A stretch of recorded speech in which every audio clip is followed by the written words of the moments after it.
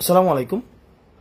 আমরা যে সমন্বয়ক এবং সহ সমন্বয়ক নিয়ে যে এক ব্যাপারটি বা বাজওয়ার্ডটি ক্রিয়েট হচ্ছে বর্তমানে সোশ্যাল মিডিয়া বা বাংলাদেশের প্রত্যেকটি জায়গায়, এই জায়গায় আমি খুব ক্লিয়ার করে দিচ্ছি, সমন্বয়ক বা সহ সমন্বয়ক এটি কোনো সাংবিধানিক পদ নয়, এটি কোনো পদবি নয়, বা এটি কোনো ধরনের পোস্ট বা কোনো পদবি নয় যেটির কারণে কোনো সমন্বয়ক বা সহ সমন্বয়ক কোনো জায়গায় বিশেষ কোনো সুযোগ সুবিধার দাবি করতে পারে। এই জায়গায় খুব স্পষ্ট, সমন্বয়ক বা সহ সমন্বয়ক কোনো বিশেষ সুযোগ সুবিধার দাবি করতে পারেন না এবং বিশেষ কোনো সুবিধা তারা পেতে পারেন না।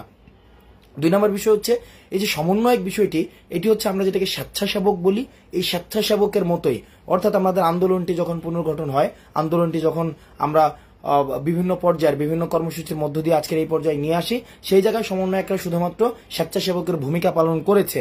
আমরা সেটাও দেখেছি যাত্রাবাড়িতে, উত্তরাতে, প্রাইভেট ইউনিভার্সিটিতে, বিভিন্ন জায়গায় সমন্বয়ক ছাড়াও কিন্তু আন্দোলন পরিচালিত হয়েছিল। সুতরাং সমন্বয়ক বা সহ সমন্বয়ক যে বিষয়টি নিয়ে এক ধরনের আলোচনা সৃষ্টি হয়েছে এবং বিভিন্ন অভিযোগ আসছে, সেই জায়গা থেকে আমরা স্পষ্ট করতে চাই, বাংলাদেশের বিভিন্ন প্রান্তে আমরা সমন্বয়ক বা সহ সমন্বয়ক কোনো কমিটি দিচ্ছি না, বা এই ধরনের কোনো পরিকল্পনা বা এই ধরনের কোনো কিছুই নেই। আপনারা বাংলাদেশের বিভিন্ন জায়গা থেকে আমরা দেখছি ঢাকায় আসেন, বিভিন্ন জায়গা থেকে আসেন এবং আপনারা পরিচয় দেন আপনারা সমন্বয়ক হতে চান, সহ সমন্বয়ক হতে চান, এবং আমরা বিভিন্ন জায়গায় এই ধরনের অভিযোগ শুনেছিও। সমন্বয়ক এবং সহ সমন্বয়ক পরিচয়ে চাঁদাবাজি করছেন, আপনারা জায়গা দখল করছেন, আপনারা সমন্বয়ক এবং সহ সমন্বয়ক পরিচয়ে বিভিন্ন জায়গায় মারধর করছেন, হামলা করছেন।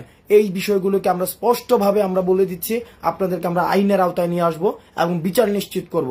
কারণ সমন্বয়ক এবং সহ সমন্বয়ক এটি একটি বিশেষ উদ্দেশ্যে, একটি বিশেষ কারণে স্বৈরাচার পতনের এই যে আন্দোলনটিকে সফল করার জন্য গঠিত হয়েছিল। সুতরাং যারা এটিকে বিতর্কিত করার চেষ্টা করছেন, আপনাদেরকে আইনের আওতায় এনে বিচার করার আমরা আইনে সোপর্দ করে দিব। আরেকটি বিষয় হচ্ছে, আপনারা যারা সমন্বয়ক এবং সহ সমন্বয়ক রয়েছেন বিভিন্ন জায়গায়, তাদের এটাকে ফলাও করে পরিচয় দেওয়ার মতো কিছুই নাই। যে সেই ভাই আসসালামু আলাইকুম, আমি হচ্ছি অমুক জায়গার সহ সমন্বয়ক, ভাই আসসালামু আলাইকুম, আমি হচ্ছি অমুক জায়গার কেন্দ্রীয় সহ সমন্বয়ক বা অমুক জেলার সহ সমন্বয়ক। এই ব্যাপারগুলো খুবই লেম শোনায়, খুবই লেম।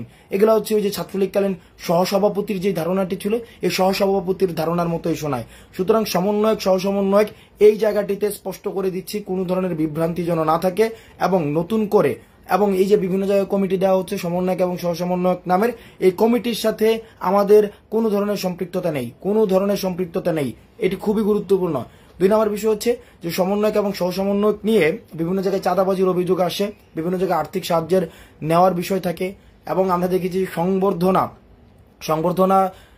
যে দেখা যাচ্ছে কি সংবর্ধনা দিবে, এই কারণে ভাইয়ের সাথে ছবি তুলতে আসে, সেই ছবিটাকে হচ্ছে এক ধরনের বিনিময় মূল্যের মাধ্যমে তারা বিভিন্ন জায়গায় চাঁদাবাজি করে। আপনারা তাদেরকে শক্ত হাতে প্রতিহত করুন, কারণ সমন্বয়কের কাজ শুধুমাত্র স্বেচ্ছাসেবকের ভূমিকা তারা পালন করবে।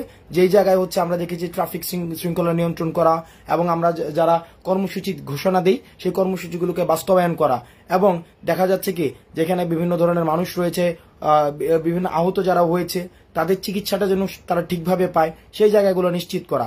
এগুলো ছাড়া আসলে সমন্বয়ক বা সহ সমন্বয়কের মোটা দাগে কোনো কাজ নেই। হল দখল করা, সিট দখল করা, ছাত্রলীগ কায়দায় ছাত্র নির্যাতন করা, চাঁদাবাজি করা, এই জায়গায় হামলা করা, ওর বিরুদ্ধে মামলা দেওয়া, ওকে হচ্ছে পুলিশে সোপর্দ করা, এই কাজগুলো সমন্বয়ক বা সহ সমন্বয়কের নয়। সুতরাং এই কাজগুলো আপনারা করবেন না।